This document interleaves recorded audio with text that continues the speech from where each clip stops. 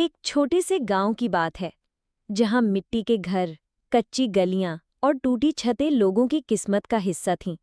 वहीं रहता था एक गरीब किसान, रामू, और उसकी पत्नी सीता।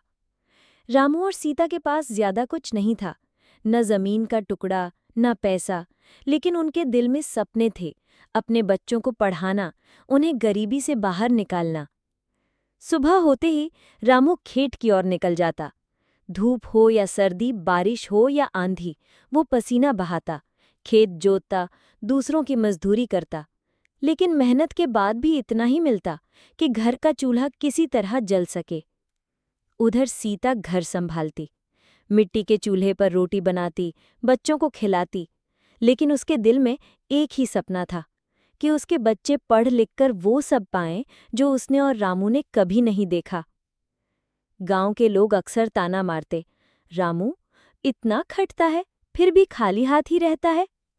रामू मुस्कुरा देता, सीता चुप रह जाती, पर भीतर कहीं उनका संकल्प और मजबूत हो जाता। बरसात के दिनों में उनकी असली परीक्षा होती। कच्ची छत टपकने लगती, बच्चे किताबें बचाने के लिए इधर उधर भागते। कभी भूख सताती, कभी बीमारी, लेकिन हिम्मत वो कभी नहीं हारते। कई बार बच्चे भूखे पेट सो जाते, पर मासूमियत से हंसते हुए कहते, अम्मा, एक दिन हम आपको बड़ा घर दिलाएंगे। उनके ये शब्द सीता और रामू के दिल को तोड़ते भी थे और हौसला भी देते थे। एक दिन रामू ने ठान लिया, अब ऐसे नहीं चलेगा, मैं शहर जाऊंगा, मजदूरी करूंगा, पर बच्चों को पढ़ाई से वंचित नहीं होने दूंगा। सीता ने आंखों में आंसू भरकर उसका साथ दिया। उसने कहा, तुम जाओ रामू, मैं बच्चों को संभाल लूंगी, पर याद रखना, हमारे सपने अधूरे नहीं रहने चाहिए। रामू शहर चला गया। वहां उसकी जिंदगी और कठिन थी।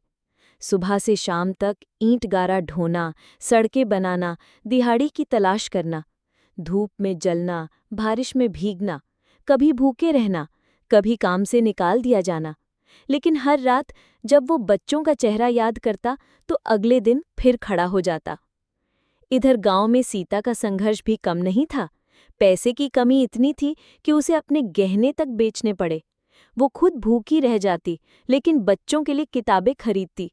कभी दूसरों के घर बर्तन मांजती, कभी खेतों में काम करती, पर बच्चों की पढ़ाई कभी नहीं रुकने दी।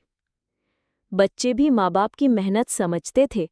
वो मिट्टी के दिए की रोशनी में पढ़ते, फटे कपड़ों में स्कूल जाते, लेकिन उनके सपने गरीबी से कहीं बड़े थे। गांव वाले अब भी ताने कसते, अरे, गरीब का बच्चा अफसर बनेगा क्या? सीता बस मुस्कुरा देती और मन ही मन सोचती, एक दिन सब देखेंगे, मेरे बच्चे जरूर कुछ बनेंगे। सालों की मेहनत रंग लाने लगी। बच्चों ने पढ़ाई पूरी की, किसी ने शिक्षक की नौकरी पाई, किसी ने अफसर की। अब गांव वाले वही कहते, देखो, रामू और सीता के बच्चों ने तो कमाल कर दिया। जिस गांव में कभी उनका मजाक उड़ाया जाता था, वहीं अब उनका सम्मान होने लगा।